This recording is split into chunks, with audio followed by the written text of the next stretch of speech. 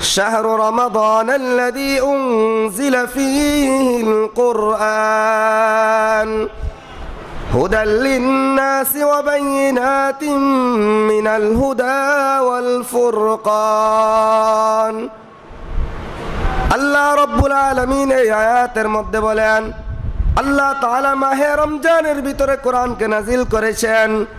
এই মাহে রমজানের মধ্যে যেন বান্দা কোরআনের সাথে সম্পর্ক তৈরি করতে পারে। যে ব্যক্তির সম্পর্ক কোরআনের সাথে হয়ে যাবে, আল্লাহ রব্বুল আলামিন কোরআন এবং মাহে রমজানের উসিলা করে তার জিন্দেগির সমস্ত গুনাহগুলোকে আল্লাহ তাআলা মাফ করিয়ে দিবেন। মুহতারাম হাজিরিন, কোরআনের সাথে সম্পর্ক ছাড়া বান্দার জীবনে সফলতা আসতে পারে না। কোরআনের সাথে সম্পর্ক ছাড়া কি আসতে পারে না? সফলতা আসতে পারে না। বলেন তো, কোরআনের সাথে আমাদের সম্পর্ক কতটুকু? 100% থেকে 90% না 0%? সবাই বলেন না। কোরআনের সাথে আমাদের সম্পর্ক 100% থেকে 90% না 0%? 0% আমাদের সম্পর্ক।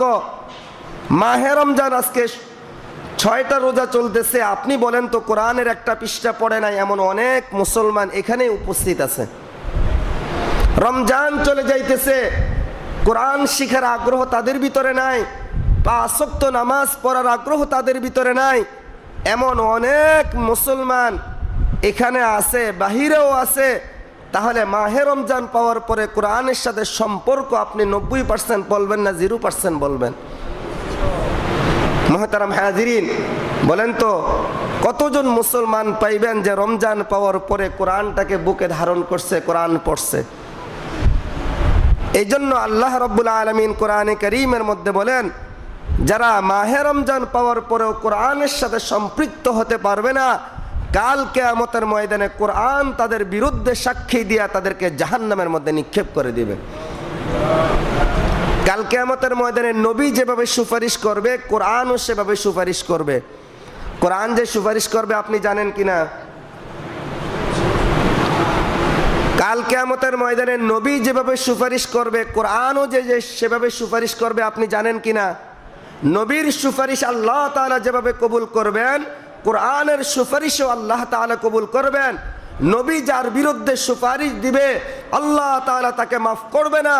ঠিক তেমনি ভাবে কোরআন যার বিরুদ্ধে সুপারিশ করবে, আল্লাহ তাআলার কাছে লানত দিবে, আল্লাহ তাআলার কাছে বলবে, আল্লাহ সে মাহে রমজান পাওয়ার পরেও কোরআন পড়ে নাই, আল্লাহ তাআলা কখনো তাকে জাহান্নাম ছাড়া আল্লাহ তাআলা জান্নাত তাকে দিবেন না।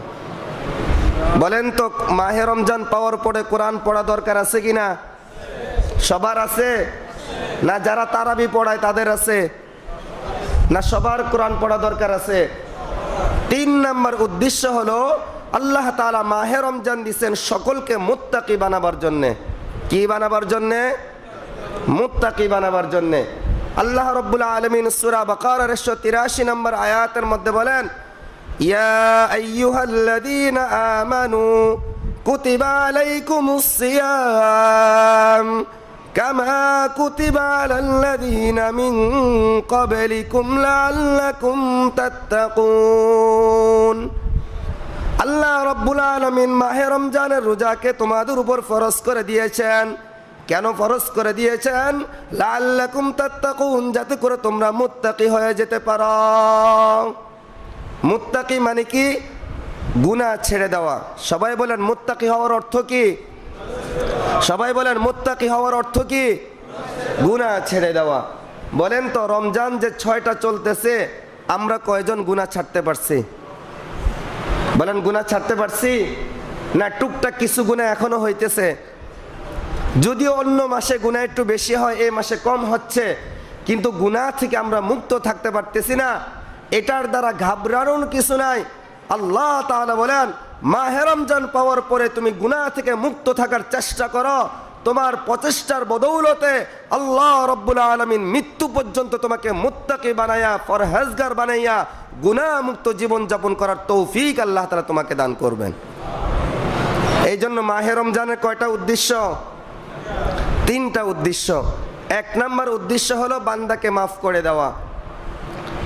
2 নম্বর উদ্দেশ্য হলো কোরআনের সাথে সম্পর্ক তৈরি করা।